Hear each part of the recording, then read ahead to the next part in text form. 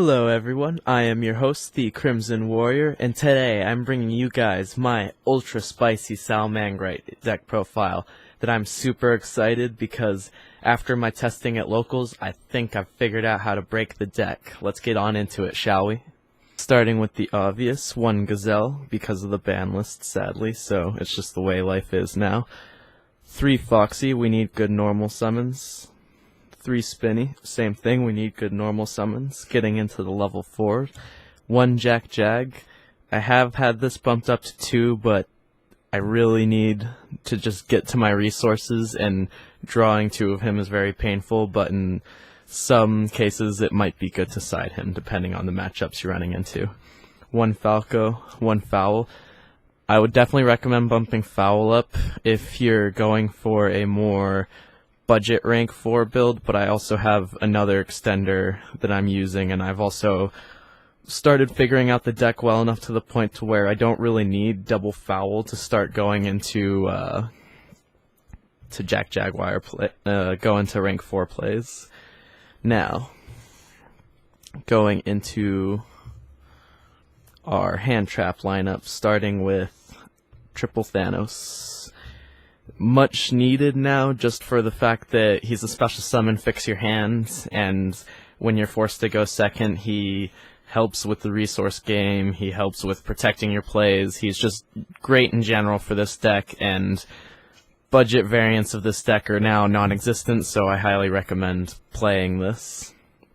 Triple Ash Blossom, not much to say there, it's staple. Next up, double Ghost Ogre. I want to run 3, it just doesn't do anything for me turn 1, and I don't want to open multiples of it, so just 2 for now, and that is the hand trap lineup, other than, might as well show this now, triple Impermanence, which is basically, can be Effect Veiler if you want to have more called by the grave targets, so you can bait your opponent out if you don't really care about your negations going through, but I really want my negations to go through, so Imperm is the way to go for me.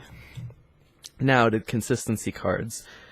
Triple Sign Up Mining, and 1 Circle. This is self-explanatory. 1 Circle of the ban list, you need to play triple Sign Up Mining. Card's $40 now because of it. So I hope you guys got your Sign Up Minings back when it was $20 like I did. Otherwise, it's not a great time spending $120 on a playset. Getting into staples, triple Called by the Grave. Obvious. Stops opponents, is great against every matchup in some form or capacity, and when you know how to use it, can stop opponents dead in their tracks. Next, double Super Poly. I want to main deck this at 3, but it doesn't do anything for me turn 1, and the ultra spicy package I'm going to run is going to allow me to turbo into this a lot of the times, so I'm not too worried about drawing. I don't want to draw multiple ofs, and I don't want more than 1 of these turn 1, so 2 for now, and then going into game 2, if I'm going second, I side deck in the 3rd, because then you absolutely want to see it. Next up, Sanctuary, obligatory, obvious, will. Another extender, and I only play 1 because I only need 1 in this specific build, because of what I'm running to just turbo through my resources.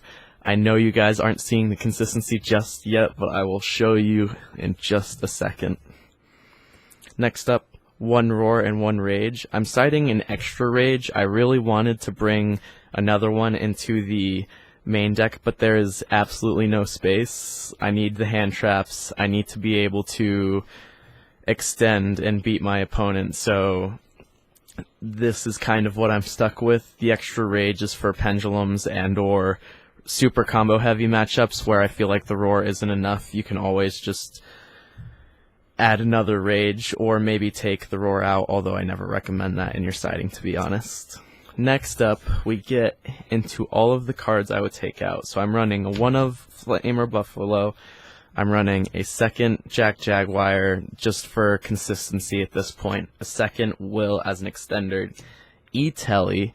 I don't have backup secretary, but I do have this card, so I'm using this to turn Ghost Ogre into another level 3 extender to get into the Stalio, Upstart, and Foolish. Foolish being able to get me into my rank 3 plays, and Upstart just being 39 card deck. Now what I want to do with all these cards is I want to remove all of them for dangers. I want 2 Jack, 2 Suchis, and 2 Nessies to give this deck 6 Upstart Goblins that give me field presence and get me access to my Mirage Stalio, because all of these in one way or another are just trying to get me into Mirage Stalio. Now just drawing more and more cards will help me with that much better than these will, but if you are playing budget,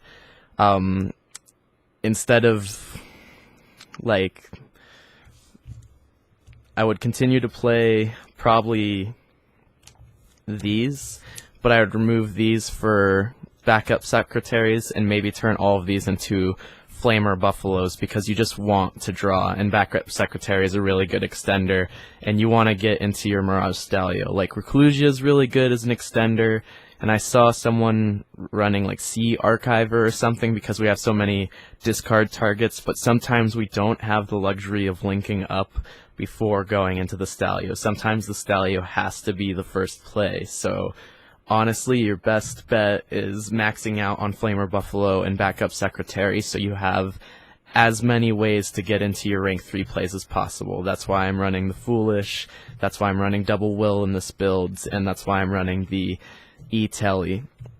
Other than that, once I replace all of these for dangers, it's basically going to be 4 Tsuchinokos, because Jack Jaguar is always going to bring out, or not Jack Jaguar, Jackalope is always going to bring out a Suchi, and Nessie is just either going to be a free body or an Upstart, and I don't really care about discarding in this deck because we can set most of our stuff, and we can either start playing first or use the dangers and play risky to see if we can get lucky with the discard. Like, either way, you can play and bait the negates, or you can use the dangers to get you into more options, but I really want to turn this into danger package just for ultimate consistency.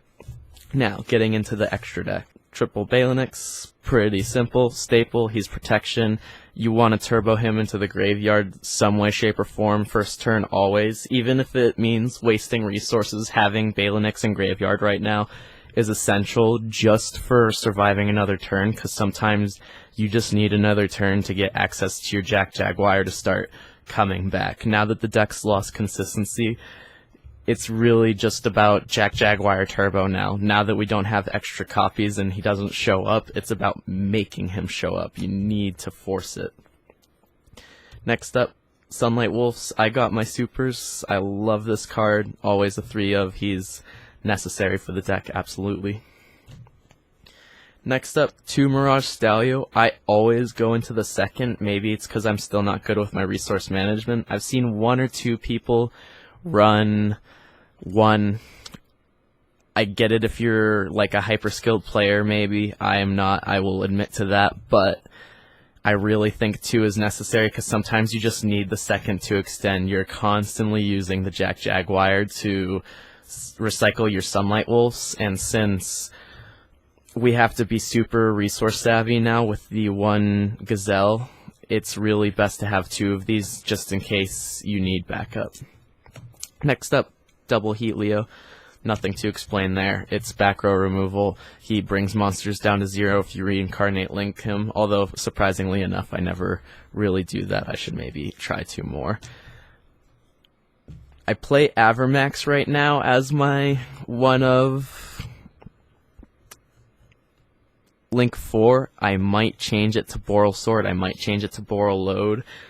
I really don't know, to be honest, because I kind of want a dark target for Super Poly to go ultra OTK heavy for when I'm forced to go second, and I honestly think Borreload might be the better option just for OTKing my opponent and providing ultimate value. Next up, the rank 4 package, 1 Abyss Dweller and 1 Baguska. Now that Super Poly's at 3, I'm really thinking of dropping Baguska, because it's not really necessary. I was using it to beat rogue decks, but now that Super Poly's at 3, a lot of rogue decks, a lot of the good rogue decks are dark, so Super Poly totally ruins their game state. And on top of that, my Violite Chimera can OTK them quite quickly, so even when people put huge beaters out on the field, I'm very capable of just destroying things now when I want to. And once I'm running that danger package, running into Super Poly and activating it, even if my opponent only has 1 dark, because I'm fielding darks myself most likely because of Super Poly, it allows things to go much smoother. So I want to replace this with an Appaloosa when I can get my hands on it, although it's still an expensive card, so there's that. Next up, there's your 2 Super Poly targets, the obvious Salamangreat Violet Chimera and the Starving Venom Dragon. These are just the 2 most generic. We use this ourselves, and this is free OTKs in the battle phase if your opponent can't stop you. I've already stolen 1 game and just 1 locals with this, and the more and more I play test, the more and more this will become relevant, especially when I'm forced to go second. And same with Starving Venom. These guys are ultimately important for when you're sideboarded. Right now, I only main deck the 2 Super Poly because I really need to get my turn going, turn 1, and this deck can only be 40 cards now that there's only 1 Gazelle, because we need to see our plays, which is why I want the danger card so that we have 6 cards that say draw 1. It's an ultimate increase in our consistency. Just to show you these real quick, I love these tokens. They are my favorite Pokemon cards, all ghosts, as you can see. Now, getting on into the side, I get into my 1-ofs. Ultimately, I run 1 extra Ghost Ogre because of the E-Telly and because this is actually huge against the meta now. I just can't fit it into the deck. So if Imperm turns out to not be good or Thanos Dragon turns out to not be good for a matchup, I'll often side 1 out for this. Then there's Rage and the 3rd Super Poly. The 2nd Rage is for Pendulum and combo-based decks because you want to hard draw into it against them, and you're going to be playing most of your games sideboarded as well, so leaving this in games 2 and 3 will help you so much on your resource game, because most of the time you'll be fetching the Roar instead and having a Rage and Roar with hopefully 2 hand traps, which is ideal for this deck. And the 3rd Super Polymerization, because again, games 2 and 3 you will always be sideboarded, and you'll probably be running a Super Poly at least one of those games, a 3rd Super Poly at least one of those games, and it can just steal games. The card says you cannot respond to it. I cannot tell you guys enough how important that is, the fact that it tells you that you cannot respond to it. The fact that it says that makes it the most broken board breaker in the game, and is why I'm currently not running Pankratops, because I feel like Pankratops is a little bit too late. Next up, I'm playing Triple Draw. He's my 1 extra hand trap for in case I'm playing against Striker or Danger Thunder Dragon, because I just want to stop their resource game and put them into an incredibly simplified game state right out the bat, because a singular Ash against those decks does nothing. Maybe 1 Ash at the right time, and maybe I'd really just run the draw. It's huge. Double Twin Twisters. This is for when I still see Mystic Mine. I want to run 3, and I might figure out how to run 3 because I'm honestly thinking about dropping this package that I'm about to show you guys. So what I'm definitely going to keep is Triple Lancia because it's too relevant for this format. But I enjoy auto win buttons in the form of Sanctums and Scythes, but it's burned me, and I'd rather just play good Yu-Gi-Oh! So honestly, the matchups I'm using this for are Danger Thunder Dragon, Sky Striker, and Salamangreat itself, and 2 of those matchups I can totally cure out with the DD Crows if I can time the DD Crow perfectly.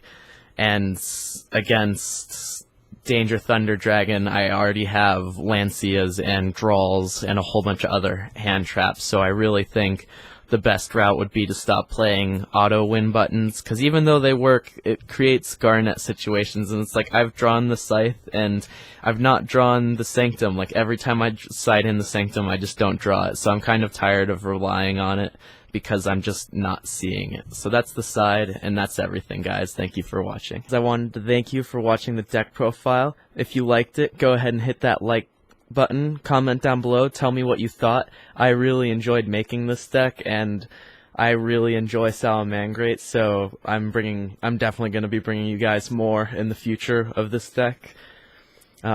Subscribe if you enjoy my content, and hit that notification bell if you'd like to see every time I upload. Thank you guys for watching. Peace.